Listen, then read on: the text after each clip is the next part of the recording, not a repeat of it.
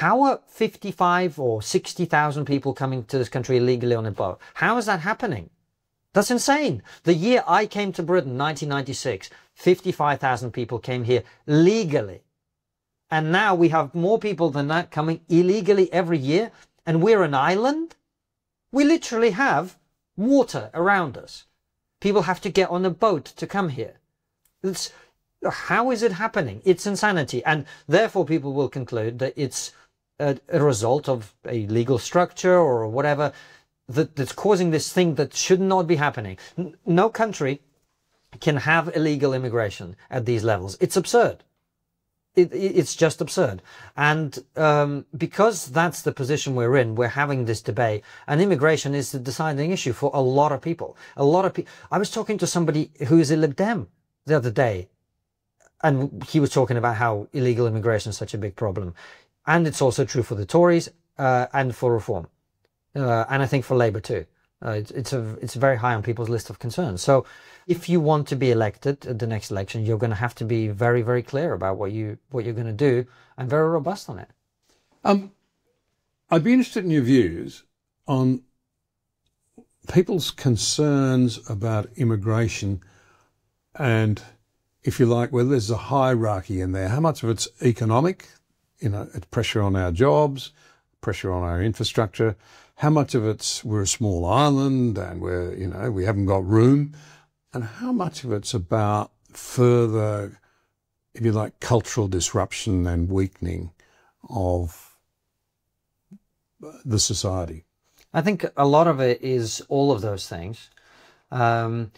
I think the cultural disruption thing is the thing that people feel strongest, because I think we live in a very alienating time anyway. Yes. We spend so little time connecting with other human beings in the flesh. We spend so much time online that the sense of community is naturally deteriorating anyway. Then increasingly people travel more and settle in countries that are different to the one that they come from quite often. People relocate a lot. So maybe not countries, but, someone who grew up in the north of England might be living in London now. That used to be more rare. Now it's very, very common. People move much further away.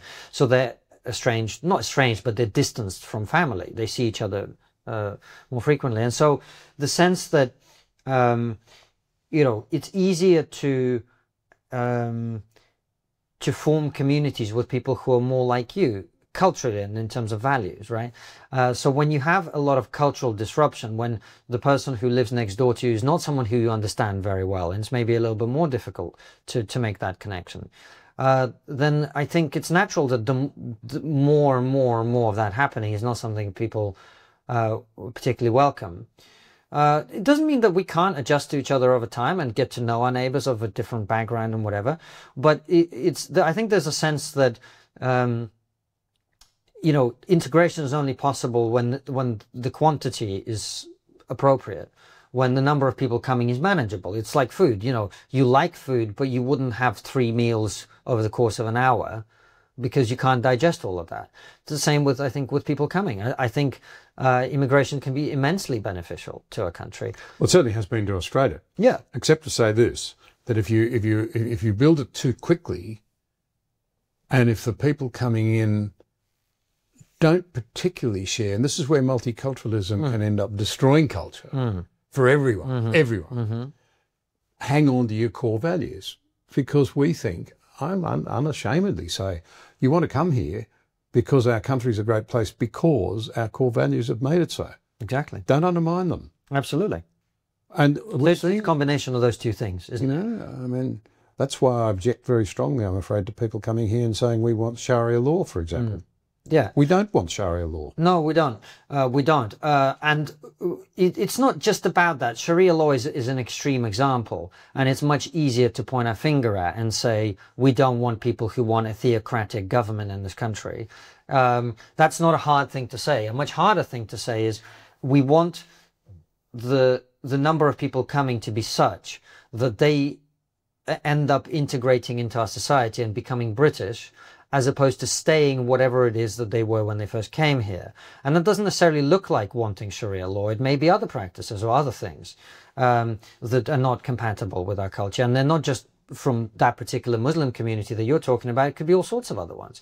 We need the numbers to be manageable so that everybody can become British over time and dissolve in this pool that we have, instead of becoming a chunk of something in a soup. It's not quite the same thing. I really think people have a duty to integrate fully into culture, and to make those racial and ethnic backgrounds irrelevant over time. That's what we should be aiming for.